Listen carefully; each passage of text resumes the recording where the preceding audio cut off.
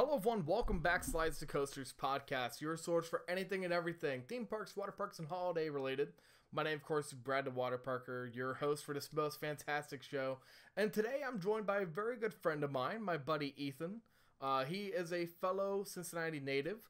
And Ethan, I do this for all the co-hosts to come on to the Slides to Coasters podcast. Rattle off your home park and your number one steel and your number one wood.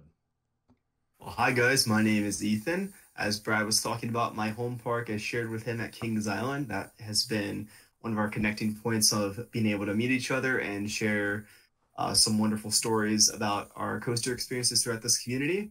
My number one wood coaster is El Toro at Great Adventure, fantastic hoodie.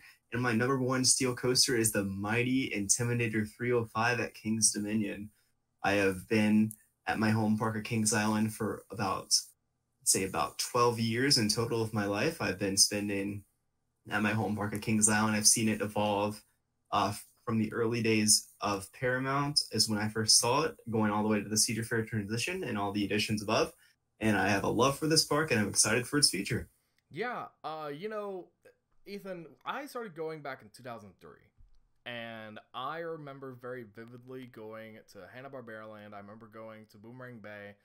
I remember all the classic parts about old Kings Island during the Paramount era. And just seeing it grow and evolve like it has, it's kind of like watching a kid grow up. You see smaller coasters and you see larger coasters and you see record breakers like Orion. Record breakers for the park, that is. But today we're not talking about that. Instead, we are talking about our top 5 changes for an area of Kings Island. Now, this is going to be a series of podcasts. This is, of course, not going to be every month, every week. This is instead going to be every month. So what we're going to be doing, we're going to be discussing our top 5 things that we think each area of the park really needs. And just for clarification, we're not going to really talk about International Street first. We're actually going to save that for last. Just because I believe International Street has a special touch that I think that we actually need to go a little bit deeper on, that I don't really feel comfortable doing first, so we're going to leave that for the very last. However, we're going to be going from the left side of the park, going all the way around, and we'll be finishing up at International Street. Of course, we'll be talking about Action Zone, we're going to be talking about Coney Mall, we're going to be talking about Rivertown, we're going to be talking about Oktoberfest, we're going to be talking about Planet Snoopy, Soak City, and of course International Street. And then we'll probably touch base on a few other things about the region of Kings Island, going into more of where they need to expand out to, what should they be doing in the future. However, that is not for today. Today we're going to be talking about Action Zone and the top 5 things that both Ethan and I both agree. We actually had a very interesting discussion about 2 weeks ago, Ethan? Give or take? Yeah, about 2 weeks ago, we tossed around some ideas and we're excited to share it with you guys today. Yeah, it's funny what can come up over a meal at Skyline Chili. Absolutely. But today we're going to start off, again, these are not in any order. We try to make sure that, it's just a blanket of things that we'd like to see at Action Zone. And we're going to start off number 1 with a whole 100% re-theme. Action Zone already has the Bat and Banshee as anchors for the area. Action Zone, in and of itself, it was a re-theme from the original Lion Country Safari.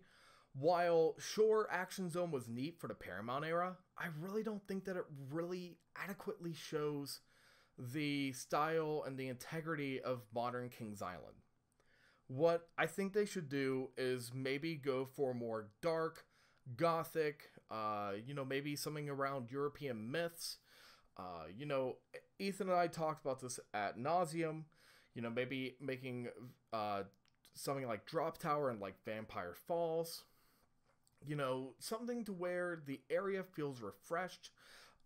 New paint jobs for attractions like Drop Tower. New paint job for someone like Delirium. Which, of course, a ride like Delirium doesn't need a name change, Ethan. But, most definitely we need to see something new and something fresh in Action Zone, which, Ethan, I don't know if you've been to that area of the park recently, but it feels very weird and very faded. What's your opinions on this?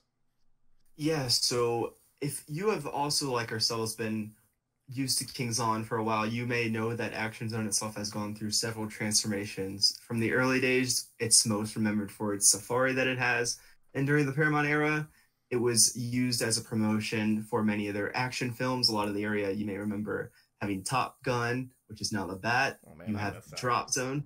I know. Missed And that. you have the Face Off promotion. It just seemed like that it was a very action-packed movie zone. And then once Cedar Fair took over in 2007, what they kind of did to adjust for it is they just kind of slapped some names on stuff just to avoid some trademarks. And overall, for the past 13 years, it's kind of felt like kind of a red herring how they don't really carry on that action theme. And based on the trends that Fred was talking about, how we have Banshee and the Bat, I feel like that a very kind of mystical haunted theme could fit the area very well. It has a great kind of location. It's near the front of the park. There are a lot of trees, and how they even promote this area during haunt with all the dark lights and even just some of the theming that they put part during the haunt area, the haunt time of the year.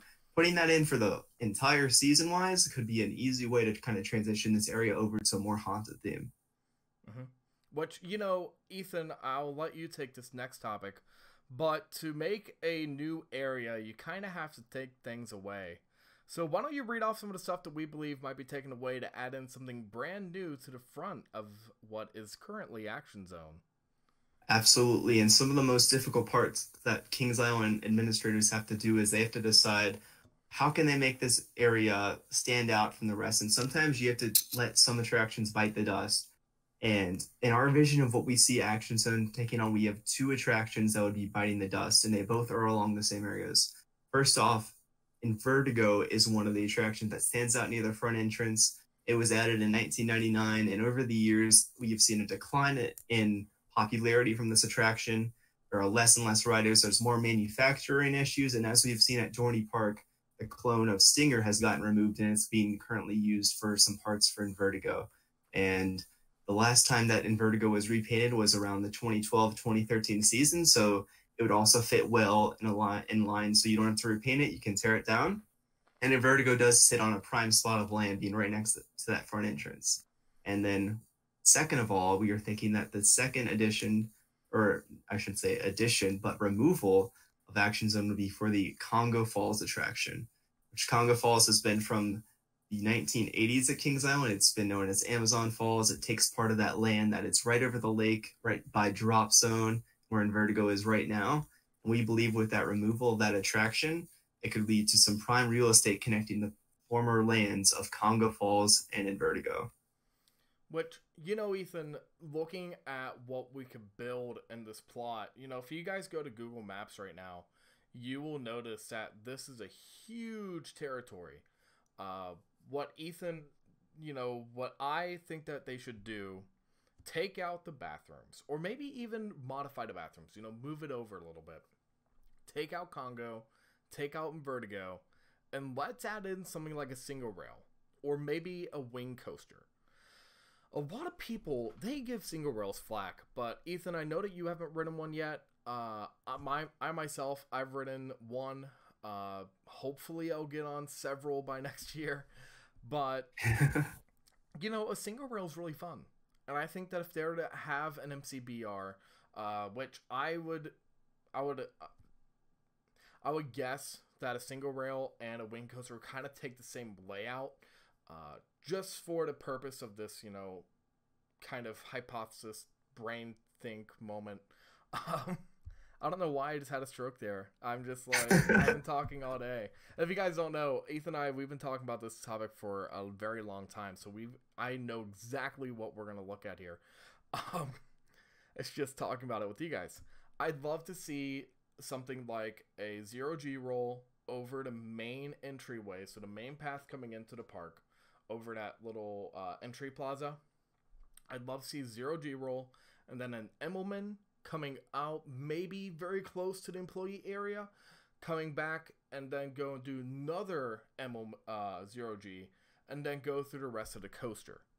I believe that a wing coaster could do this. I think that a Raptor could do this. A Raptor with an MCBR could have upwards of 3 trains, if you think about it. So, if you have a wing coaster, or if you have a Raptor, Ethan, you know my story about wing coasters. I love launched wing coasters more than anyone else. I love my Thunderbird. I was rooting for a launched wing coaster to come to Kings Island. Uh, what do you think? Would you rather take a Raptor or something more like a wing coaster? Personally, for me, I believe that that front of the park could. If I'm looking at it more of kind of modernized wise and thinking of how Cedar Fair plans things out. I would most likely predict, and I would probably most enjoy a wing coaster going around and approaching that front entrance, like you were saying, with the zero G roll and the Immelman.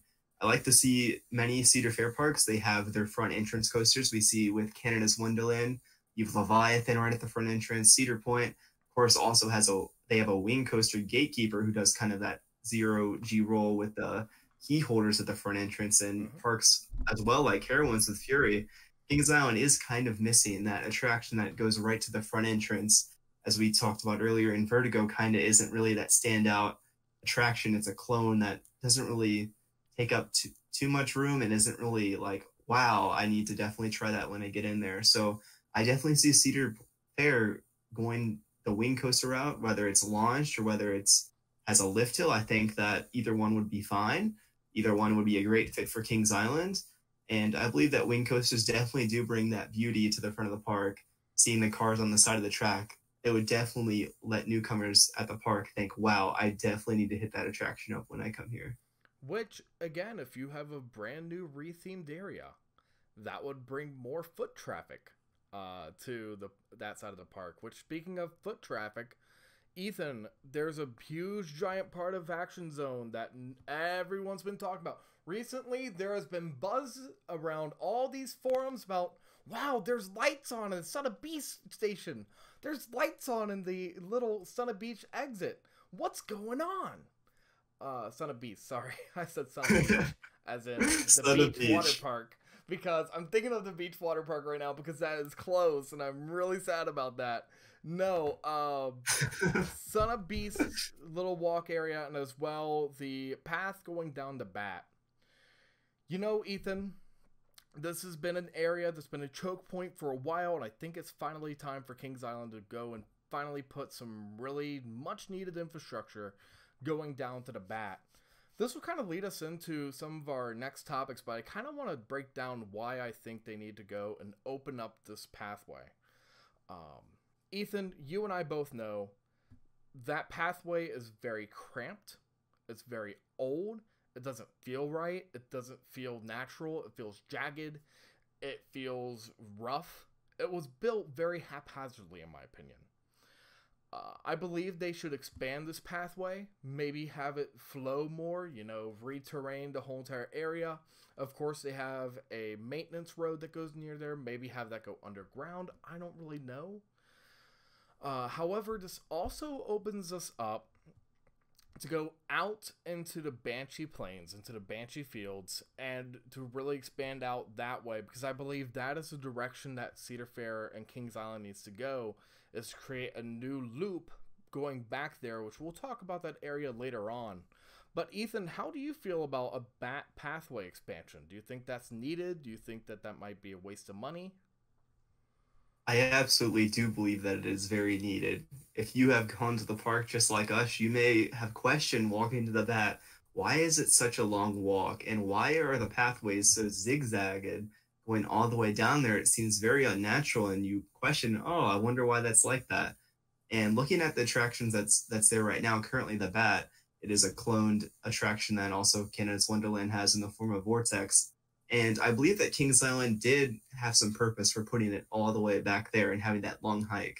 In current day situation, it leads to a great opportunity for the park to take some direction and make that area of the park stand out even more, and some possible future expansions like you were pointing out, Brad.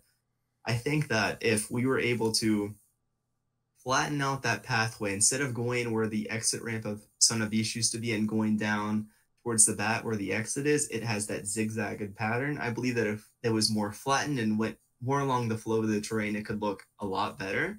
And to enhance that area up, we were thinking of adding some new attractions that would increase some foot traffic going down there, and also let even the bat shine some more and get some more attention over in that area. some two thoughts of mine that I thought popped instantly into mind. One of my favorite flat rides in the history of the earth. If you ever meet me in person, you know I am a rabid fan of the Mondial Top Oh, Scan. here we go. Ever since I rode it at Carowinds at the new county fair section, I have been a huge fan of the Mondial Top Scan, and I honestly believe this fits in at almost every area of Kings Island, but I think that it could find its home finally over here in the newly renovated area that was formerly known as Action Zone. I know I could rant all day about how beautiful these top scans are and how they're a perfect fit in almost every park, but I'll go ahead and throw it to my next pick. My secondary pick that I would say would fit perfect would be a S&S Scream and Swing.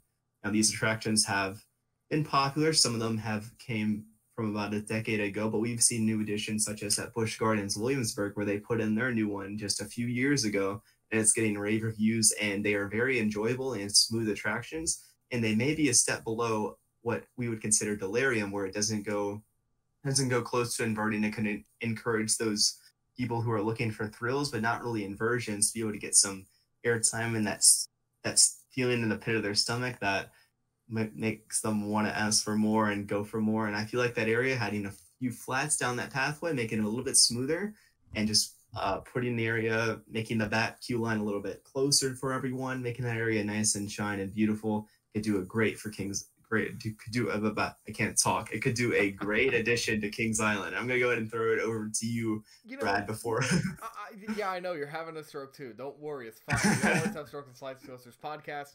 Please don't sue me if you actually had one. I'm so sorry.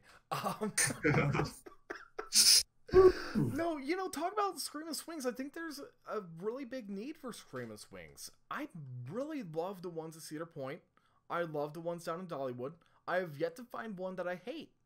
I love them. I absolutely enjoy them. I think that these are attractions that, go underranked, go underrated. I think that, it's just like, heck, it's a thrill ride that everyone could ride.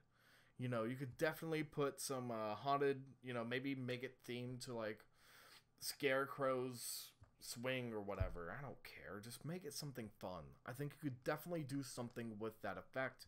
But, Ethan, I am a Larson Loop credit counter. I do believe Larson Loops are coaster credits. I have to say this. I'd love to see a Larson Loop. I think that would be a really cool attraction. It is something that Kings Island does not have. It is one of those classic style attractions that everyone talks about. It's kind of taboo now because there are coaster enthusiasts out there who say, well, it's not really a coaster. Yeah, it is a coaster. It's the same deal with the SBF. That's the, what are they called? The discos. I personally count discos. That's just me. But, I think that Larson Loops are fun. I think that they offer something that's different, something I can't really find at Kings Island, as well an Enterprise. We lost the Enterprise up at Cedar Point. The brand new Enterprises I saw at Kentucky Kingdom, I rode them. They were fun. I thought they were fantastic.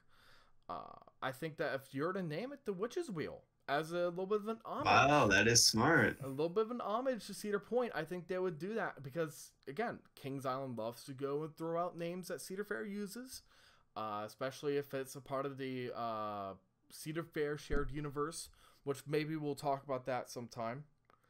Lastly, though, the Lumberjack attraction up at Canada's Wonderland. A lot of people love those. Those... I don't know exactly what they're called. I'm not going to lie. But the Lumberjacks, I've heard amazing things from the Lumberjacks. It's basically, it is an inverting attraction to where you're fastened in a little seat and you go, in loops and loops and loops. I think that would be pretty cool. Again, it does what Scream and Swing doesn't do, which is actually invert. But I think all these flat rides, Ethan, would be an amazing opportunity for that area to really flesh itself out. Especially if you're to take out something like Blackout.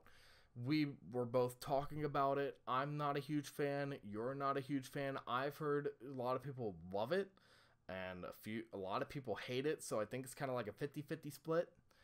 And I know someone's probably furiously typing, "What are you doing? You can't get rid of Blackout! No!"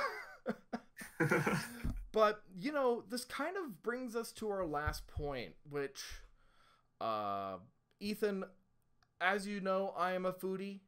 I love my food. That good old, sorry, I have to even look at it.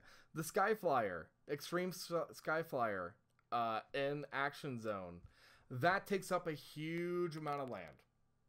That's a big doggy for a very, very congested little area.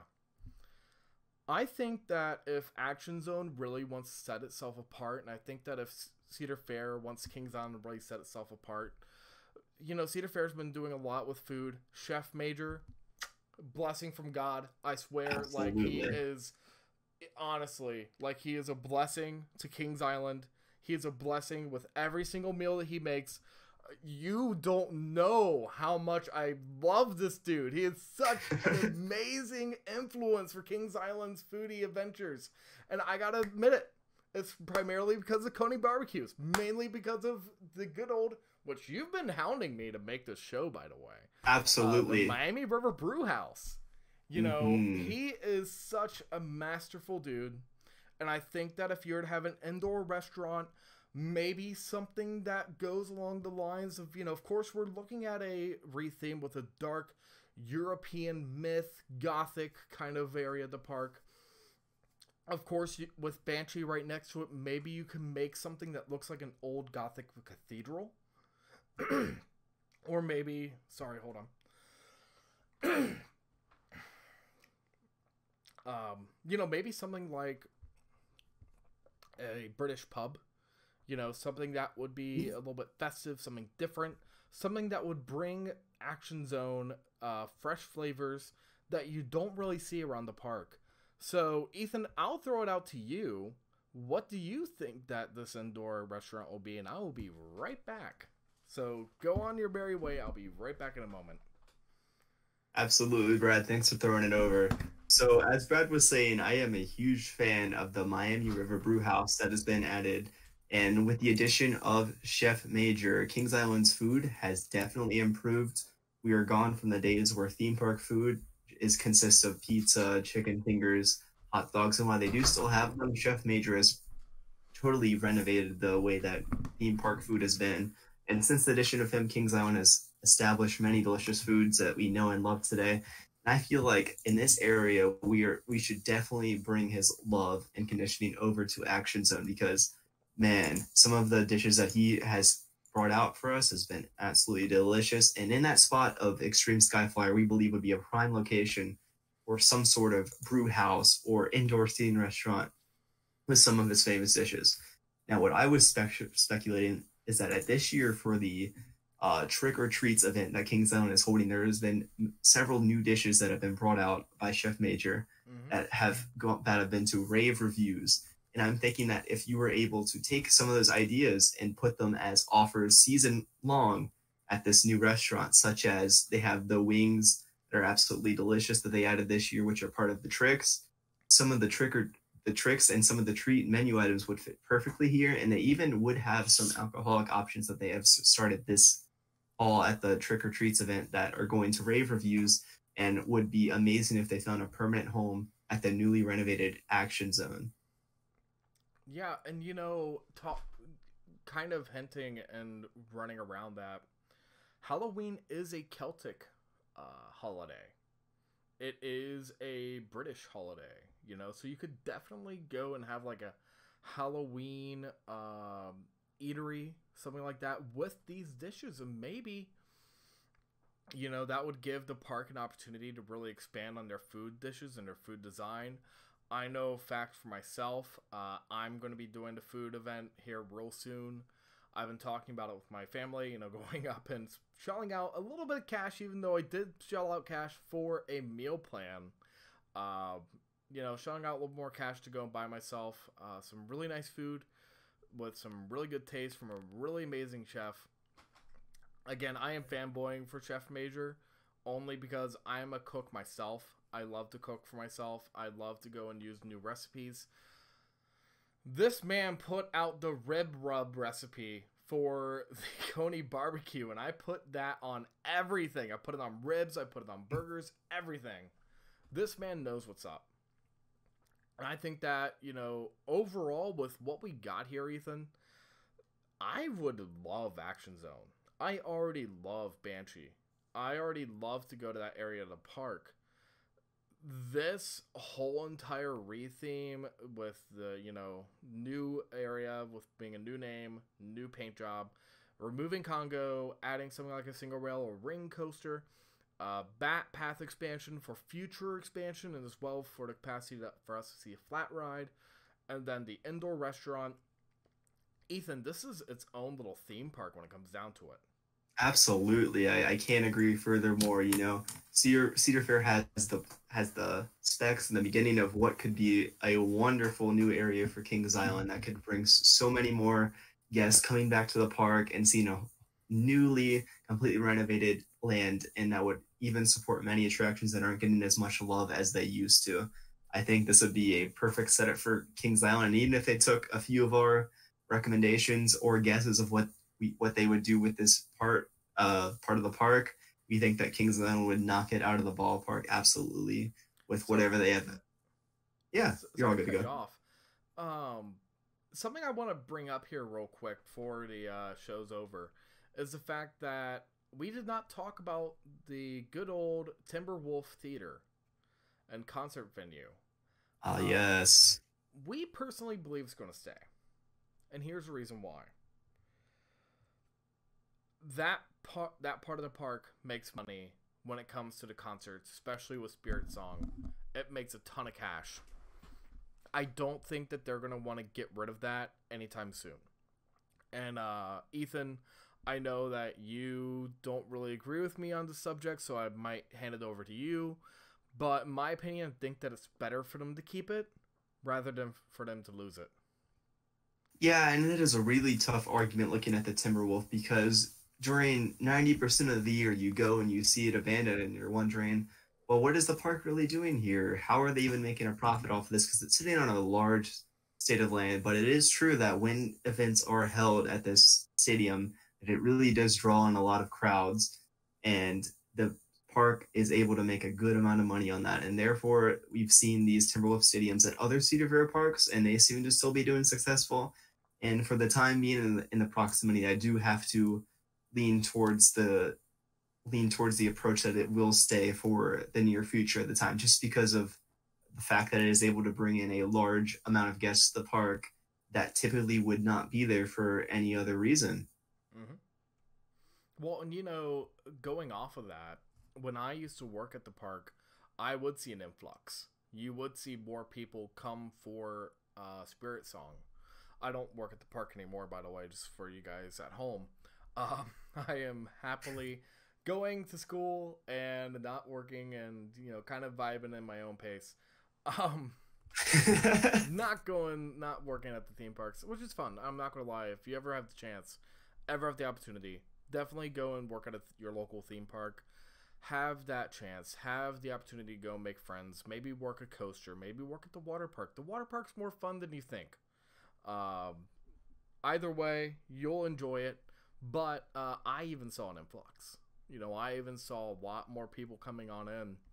But with that being said, Ethan, overall, any last thoughts about the new Action Zone that we kind of formulated up over the past 30 minutes? Overall, yeah, I am very excited, and I had a lot of fun coming up with some of these great ideas that Kings Island could possibly have. Mm-hmm. I believe that it does have a lot of potential, even though that maze blackout may be controversial. It is a brand new building that has been constructed up and is able to be used for another haunt attraction.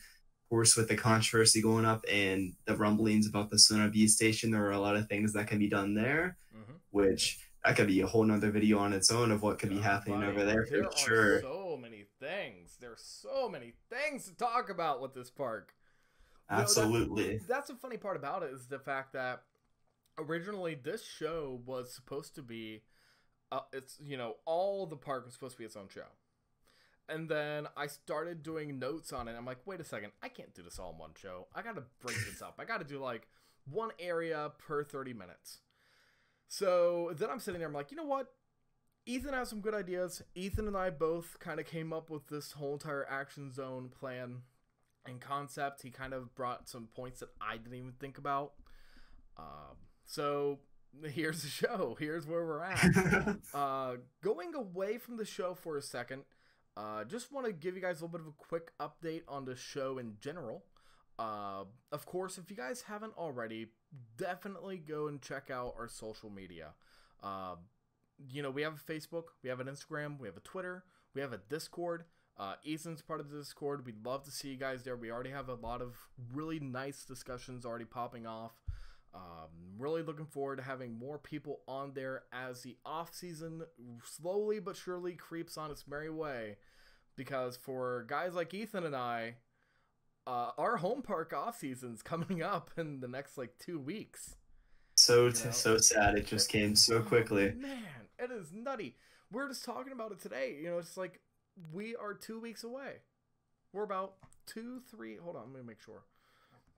Because we got this weekend. No, we have 3 weekends.